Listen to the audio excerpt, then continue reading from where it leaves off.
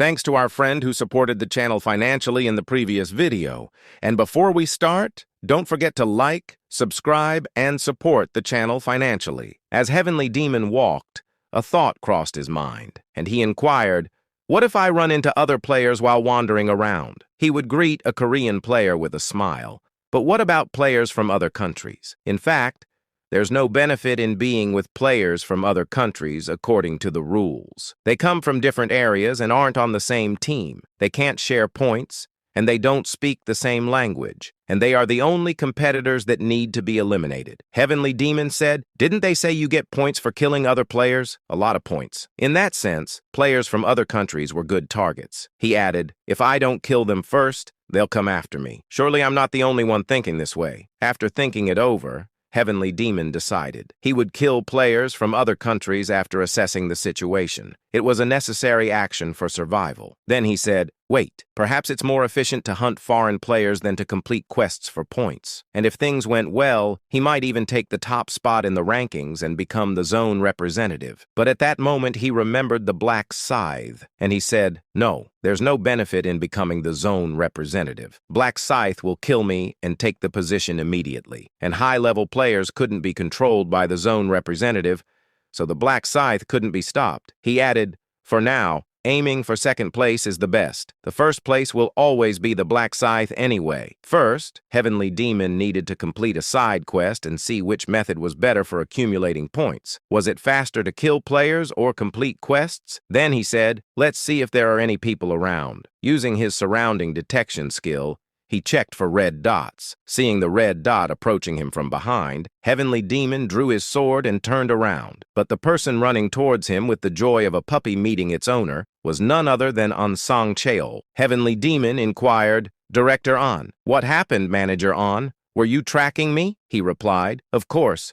As soon as we were dropped into this strange place, I tracked you down. It's better to move together since we're on the same team, right?" Heavenly Demon nodded. He felt uneasy traveling alone, but having his right-hand man beside him was reassuring. And he said, "Shall we go on a quest together?" He said, "Yes. SEO. But wouldn't it be better to move with the help of the buffer?" Heavenly Demon inquired. "Do you mean Minjuri?" And Sang Cheol replied, "Yes. Without receiving her buffs, I feel empty and somehow like I'm losing out." It made sense, as with a single buff, stats could increase by 70%.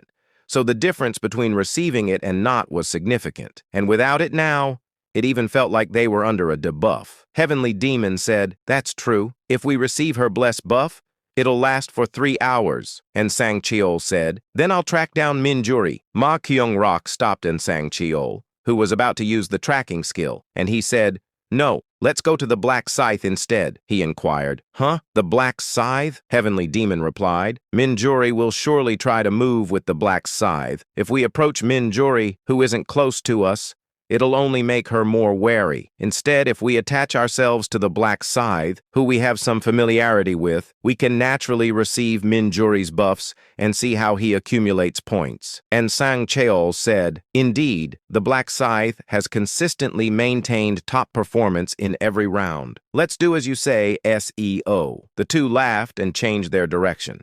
Their target was none other than the Black Scythe. At the same time, there were many people in other countries thinking the same as Ma Kyung-rok. One player inquired, "Didn't the angel clearly say, 'You get points for killing other players'?" Another replied, "Yes, that's correct." Chinese player Shizukan had a sinister smile.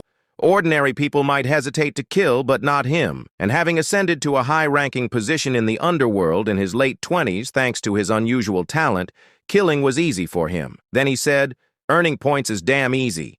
Just kill every bastard you see, right?" The player said, "Yes, boss, but you must not kill Chinese players." Shizukan shouted, "Do you think I don't know that, you bastard? You think I'm stupid, damn it?" His subordinate immediately apologized and said, "I spoke out of turn.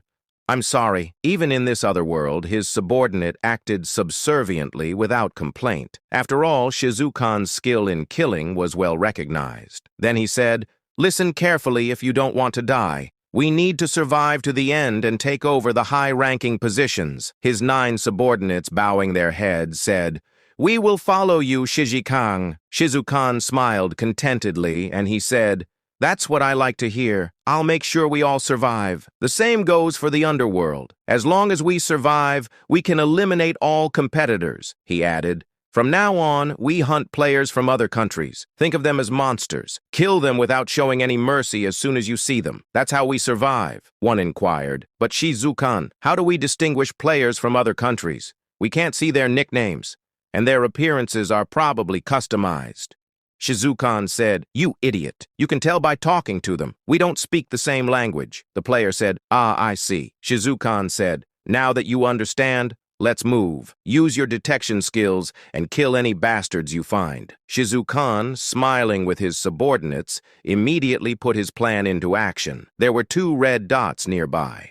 Judging by their appearance, they seemed to be Western players. The Western player sensed them approaching, but it was too late. Shizukan said, "Hey, you guys aren't Chinese, right?" The player said, "What?" Shizukan shouted, "I knew it! White bastards!" Without hesitation, Shizukan killed him. The remaining Western player panicked, tried to run without looking back.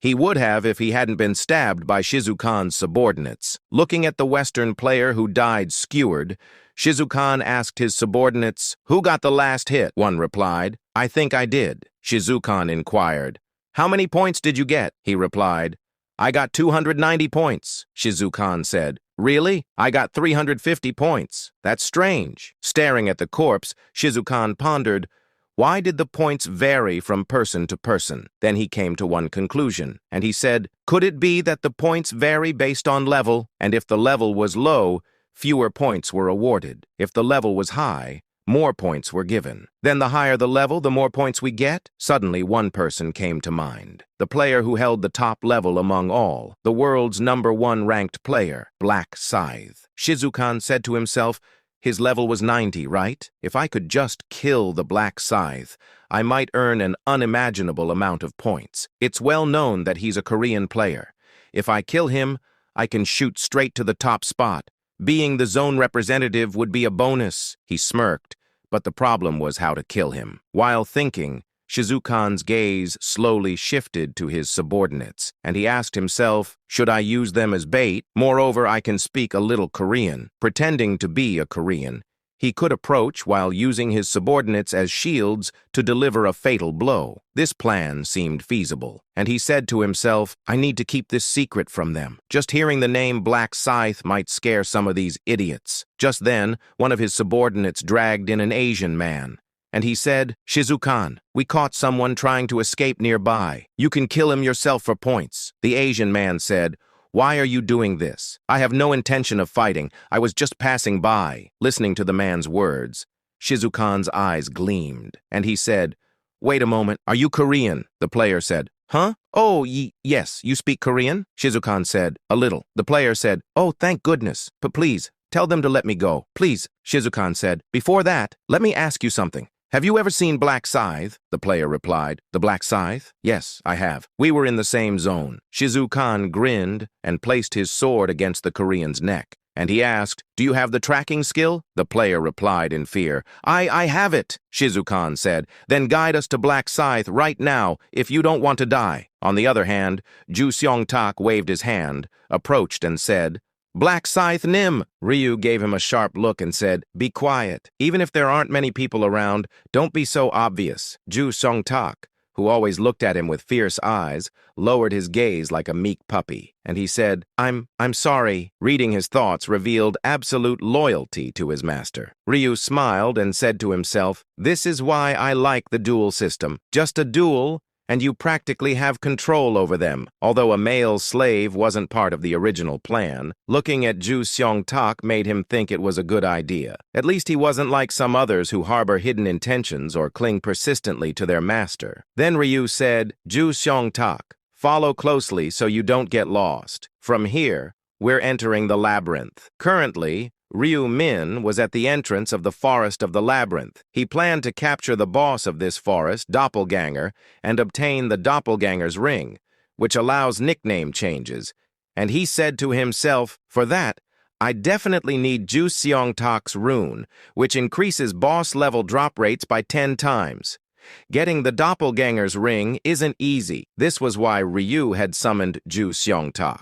He needed his help to defeat the boss. Ju Seong-tak inquired, "The labyrinth? You mean this forest?" Ryu replied, "Yes. We're going to capture the boss here. I need your help with that." He inquired, "The boss? What boss?" Talking to Ju Seong-tak had its downside. He asked too many questions.